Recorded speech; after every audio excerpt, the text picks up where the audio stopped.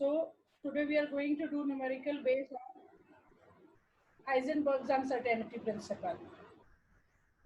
Jatin, unmute करो बेटा. Jatin, Ankita unmute करो. बेटा आपसे क्वेश्चन पुट अप करना है मैंने. अंकिता बोलना नहीं होता बेटा. Yes ma'am. Yes, ma'am. Okay. What's the formula for Heisenberg uncertainty principle?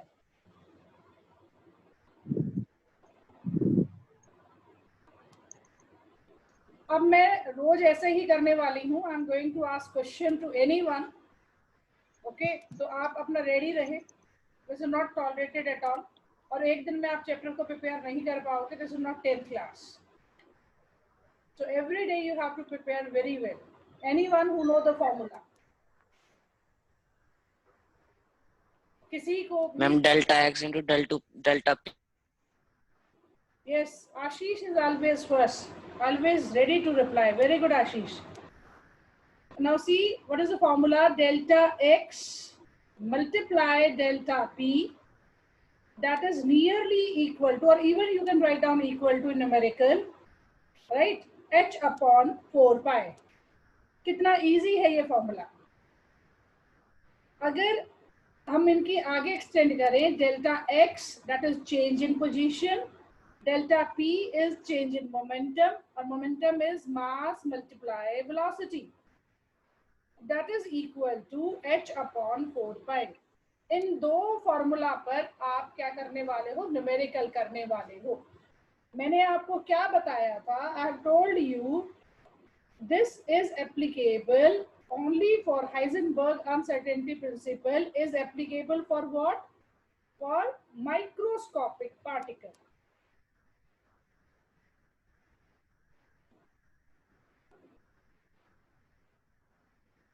Microscopic particle के लिए एप्लीकेबल है.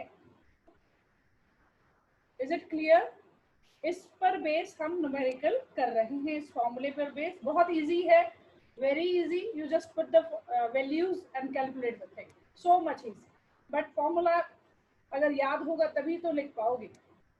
So question number 1.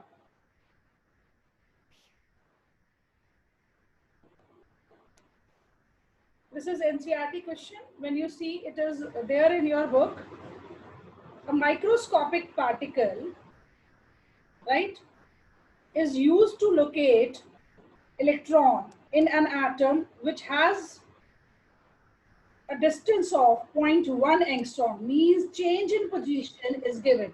That is 0.1 angstrom. Angstrom is, anyone?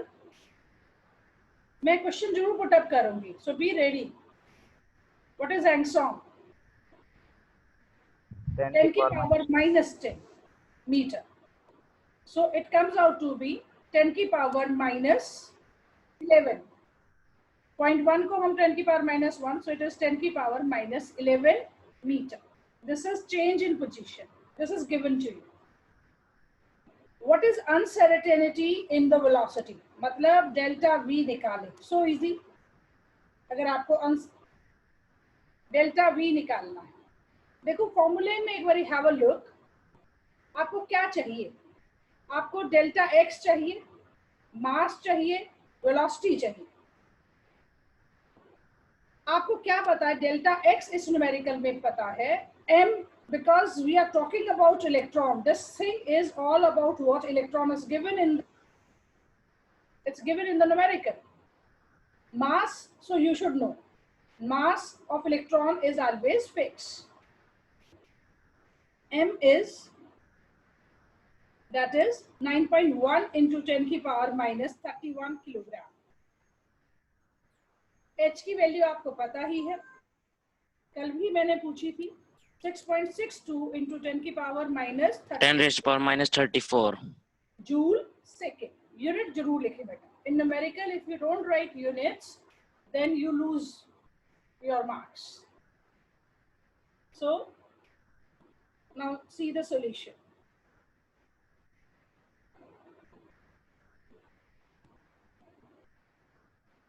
We know formula delta x into m delta v, that is equal to h upon 4 pi.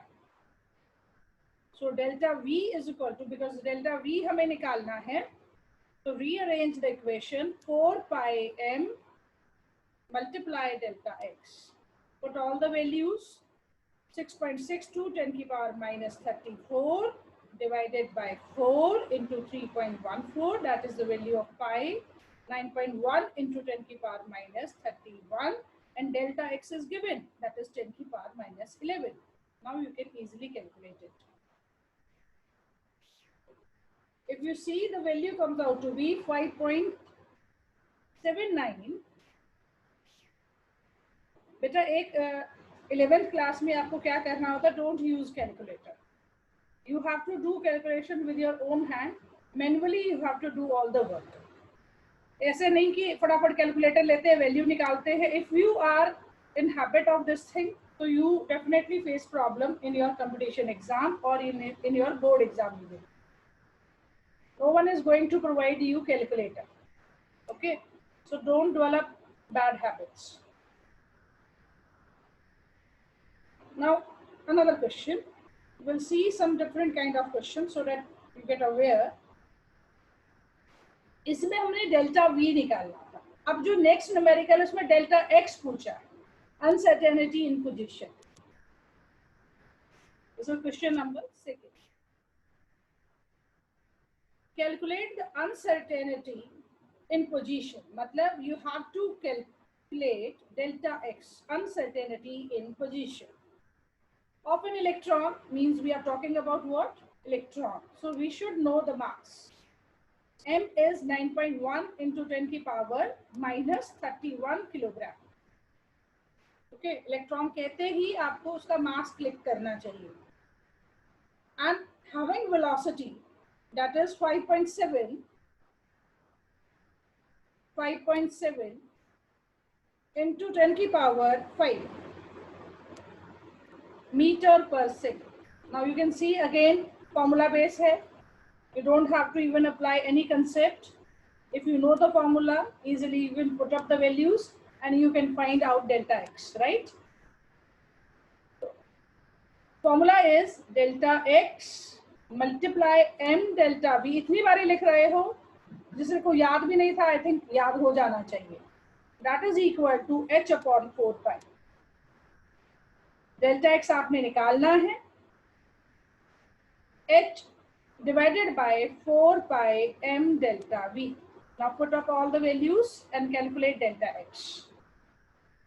Right? मैं दोबारा से नहीं लिख रही. I'm just telling you the value. Delta x comes out to be 1 into, आप calculate करके देखें, 10 की power minus 10 meter. So this is uncertainty in. आप calculate करके देख लेना. Nearly 1 आता होगा, 1 into 10 की power minus 10. So this is uncertainty in position. So we'll switch over to the next question.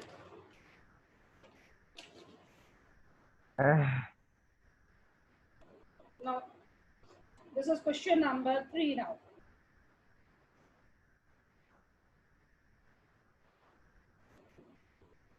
Question number 3 is, a golf ball has a mass 40 gram. एक ball है, golf ball.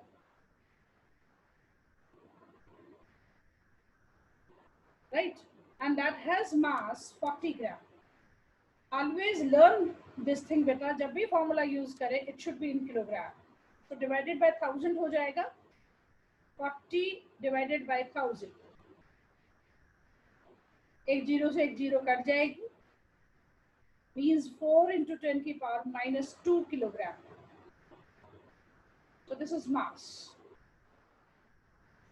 of that golf ball. Now what is given? And have a speed, और किस speed से ये ball move कर रही है? That is moving with a speed of 45 meter per second.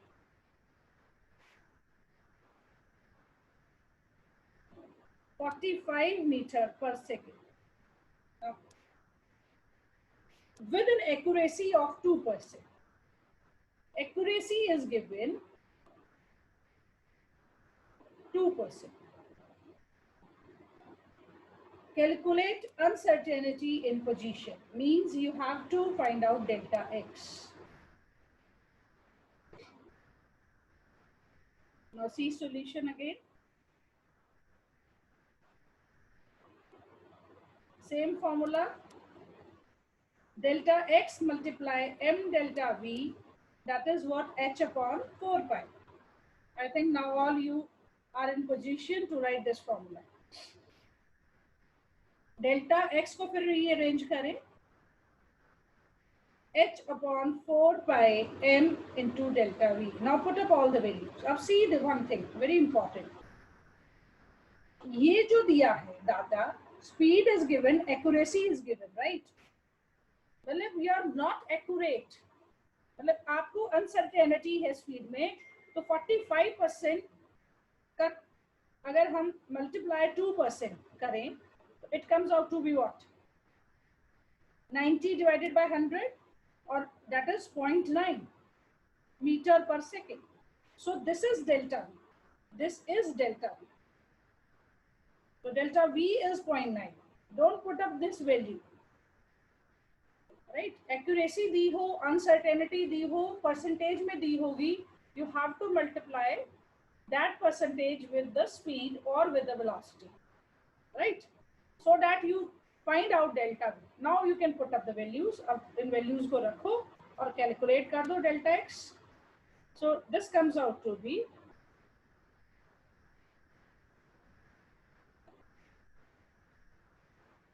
6.62 10 की power minus 34.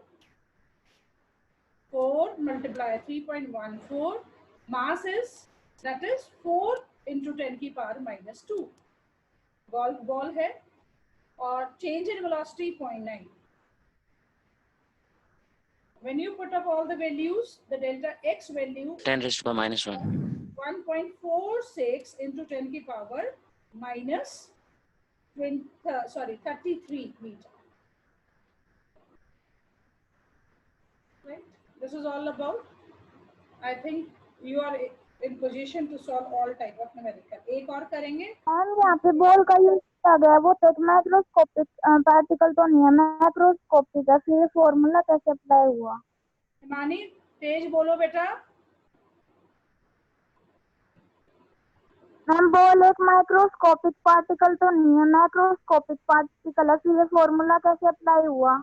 Yes yes. देखो सी delta x क्या आया? क्या है delta x? Very small. Very small means not, you cannot calculate. You cannot calculate means not significant. अपने आप ये value भी बता रही है, इसके लिए सिग्निफिकेंट ही नहीं है ये. You just apply the thing. भले ही गोल्फ बॉल है बट लेकिन इस वैल्यू से ही पता चल रहा है कि we cannot calculate this value. So it is not significant for macroscopic particles. Itself it is telling this thing. 10 की पावर माइनस 33. आप इलेक्ट्रॉन की वैल्यू डेल्टा एक्स की देखना एक बार कितनी आई थी? 10 की पावर माइनस 10. और 10 की पावर माइनस 10 मीन्स 1 एंगस्ट्रॉम. क्या आप 1 एंगस्ट्रॉम को मेजर कर सकते हो? यस. और 10 की पावर अगर माइनस 33 आ रही है तो वैल्यू हम कैलकुलेट नहीं कर सकते. You right? Now you got this thing. Imani, is it clear?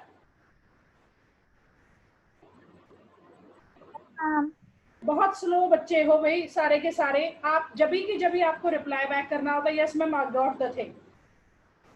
Please be fast. कोई बात नहीं, आपके लिए नई टेक्नोलॉजी हो सकती है. whenever you have question, put up your question, but reply back like this also, I got this thing now. Okay, now develop these habits. Now next question, question number 4.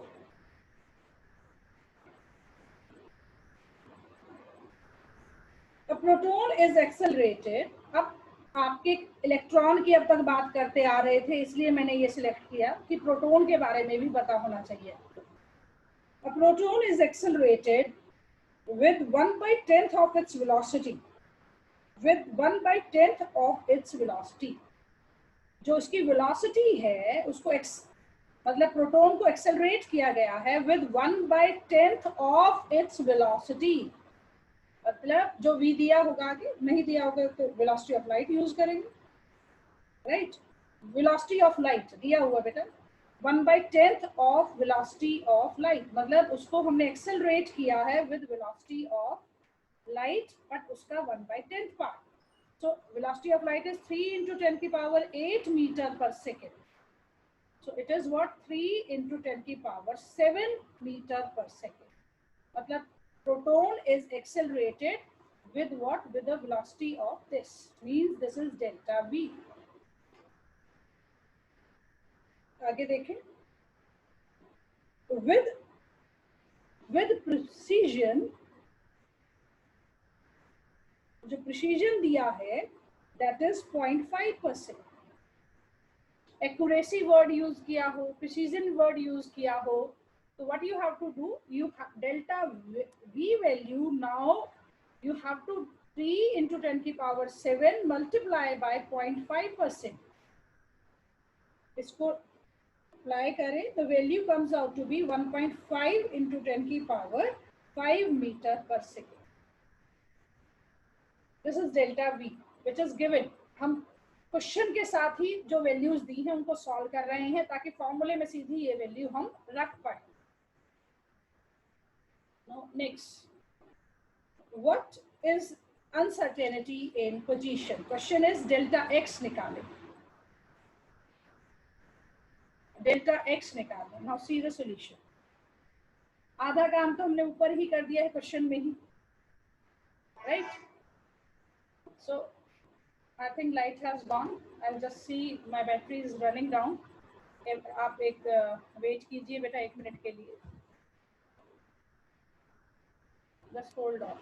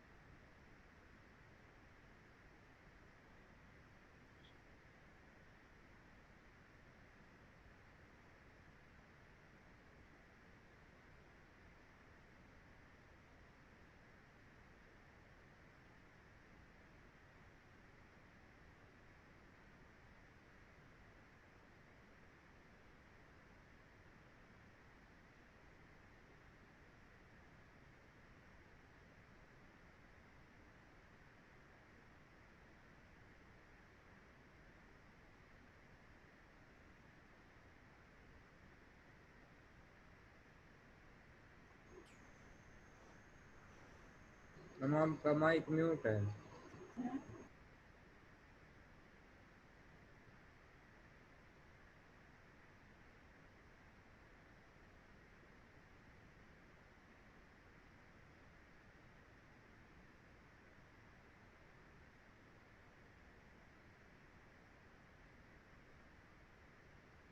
Mute.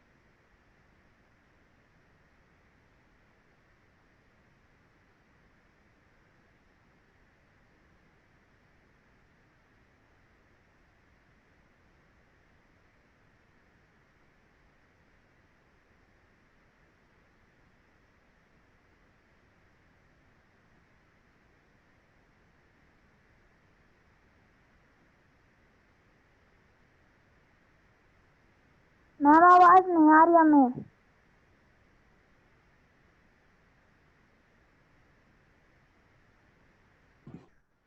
Now, is it clear now? Yes, ma'am. Yes, ma'am. अब आ रही है? Yes, ma'am. Okay. जैसे ही Yes, ma'am. ये दो concept आए, कौन कौन से? डी ब्रॉगली और Heisenberg uncertainty principle. Bohr model of atom कहता है कि ये वाला कंसेप्ट उसने इंट्रोड्यूस किया, दिस इज न्यूक्लियस और electrons are rotating in the fix orbit. Electrons are rotating in what? Fix orbits. इनमें घूमता है electron.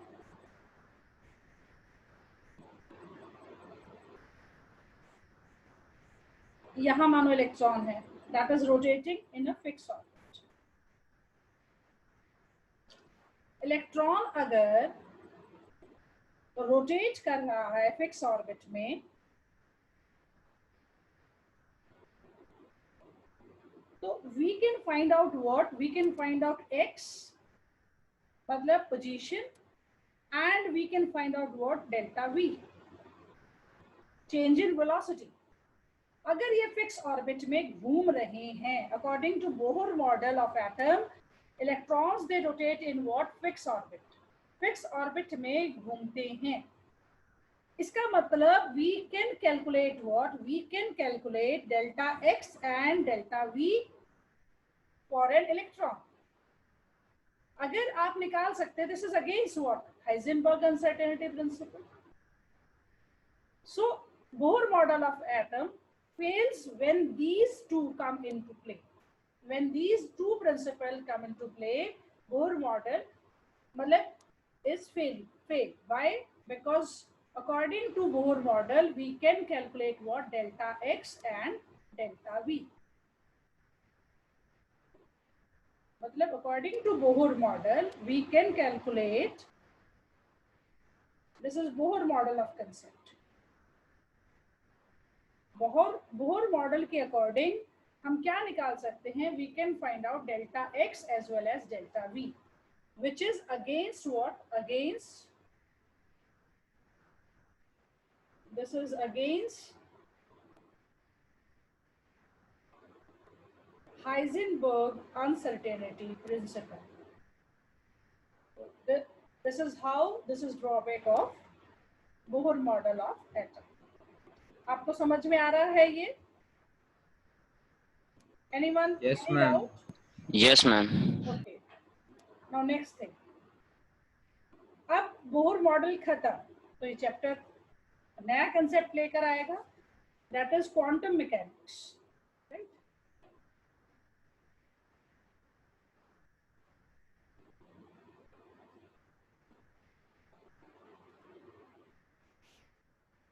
Quantum mechanics model for atom. आपको एक चीज बताऊंगी मैं बेटा, इस सिर्फ इक्वेशन के अलावा आपके इसमें कुछ भी नहीं है सिलेबस में, 11th में ना 12th में है। इसका जो मेन सारा सब कुछ है कि what it is, how it can be calculated, what it put forward, सब कुछ बीएससी क्लासेस में, ग्रेजुएशन क्लासेस में है।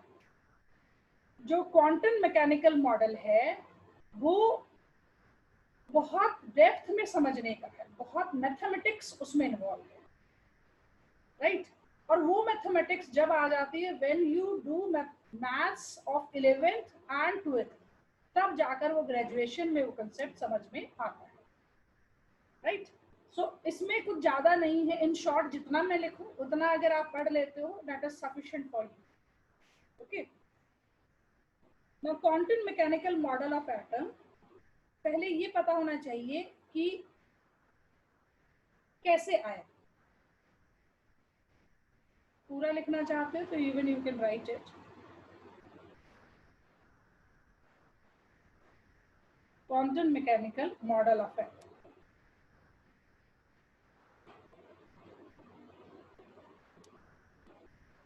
न्यूटन ने, अगर हम सिंपल सी बात करें, न्यूटन ने एक्सप्लेन किया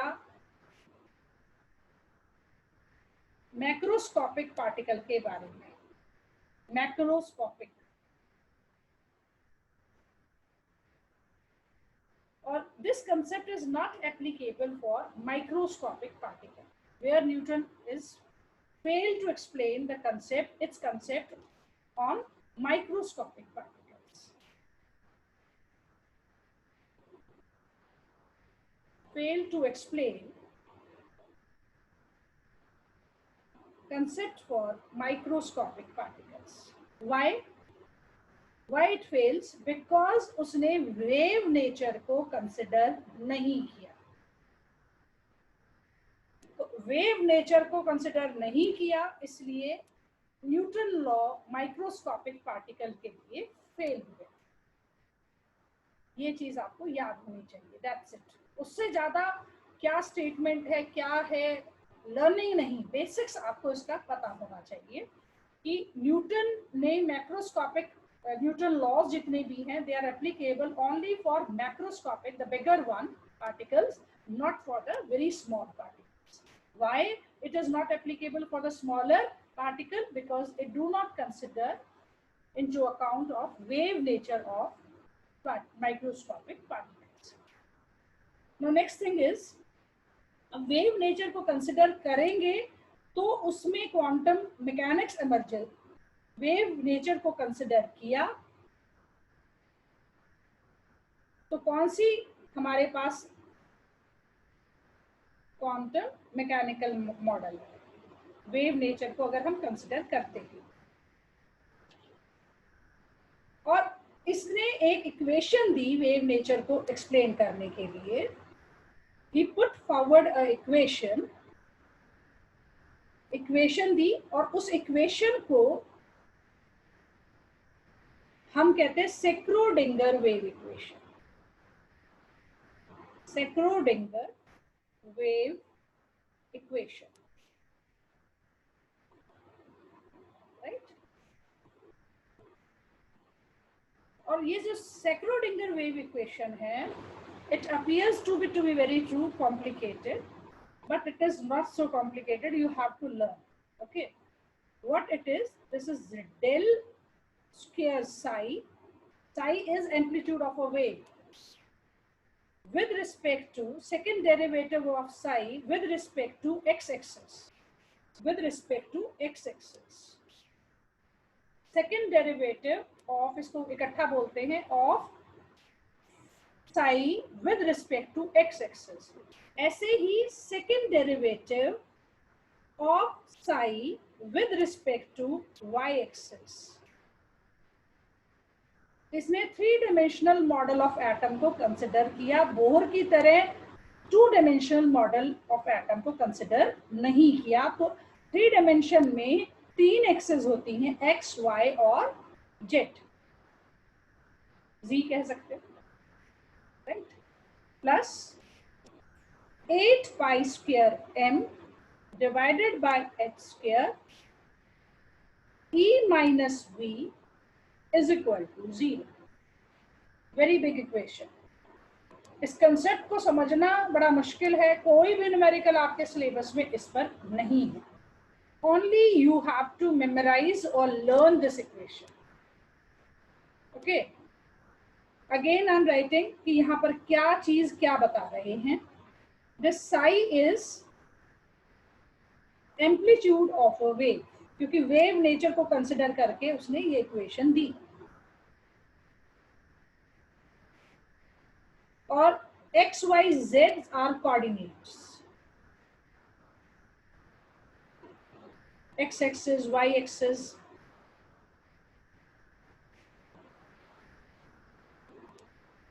m is mass of that particle, h is same Planck's constant, E is total energy associated with the particle.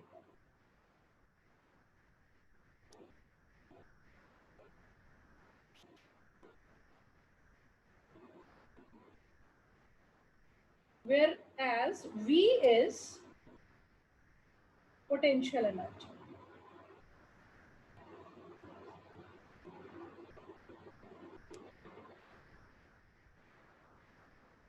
इसी की अगर हम बात करें तो इसको कट शॉर्ट हम कैसे लिखते हैं? How we write it? This is h psi is equal to E psi. and this is the operator, mathematical operator, which is called as, this H is Hamiltonian operator.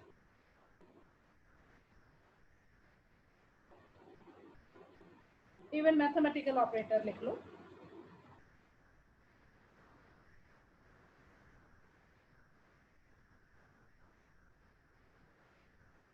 अगर हम ये mathematical operator, इतना आसान नहीं है, नाम जितना लग रहा है ना बड़ा, उतना ही इसका काम भी बड़ा है. इक्वेशन बहुत बड़ी है, वैल्यूज बहुत कॉम्प्लिकेटेड है, समझना बड़ा कॉम्प्लिकेटेड है, इसलिए ये पोर्शन आपसे डिलीट कर दिया गया. Only you learn this equation. जो ऊपर वाली इक्वेशन है, इस पूरे को रिड्यूस करके हमने क्या लिख दिया, this is equation 1 and this is equation, sorry, this is equation 2.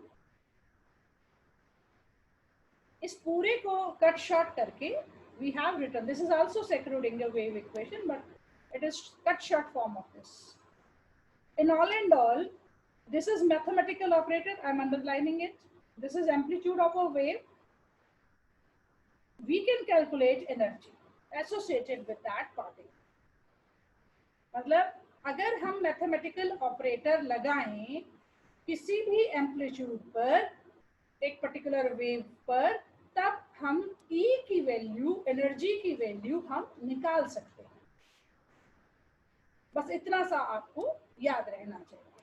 By what? Mathematical operator on a wave, if we apply a mathematical operator on a wave function, we can find out what? We can find out E, energy associated with the particle. Now note करके एक बात देखेंगे हम.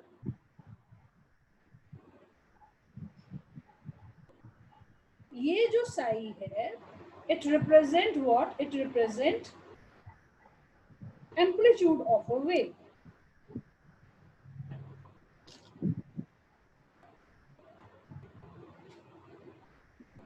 It represent amplitude of a wave. Right? The psi represent amplitude of a wave.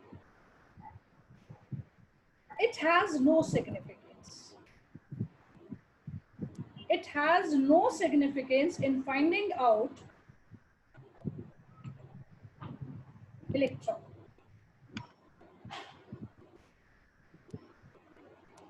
In finding out position of electron, even you can call it. It has no रहेगा बेटा, position of electron. But अगर हम इसी का square कर दें, it has significance. ये question आता है अलग से कि साई क्या रिप्रेजेंट करता है, क्या इसकी कोई सिग्निफिकेंस है? No, it has no significance.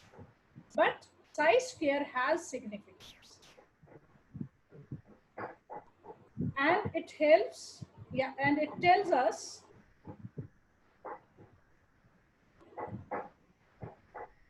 probability of finding electron.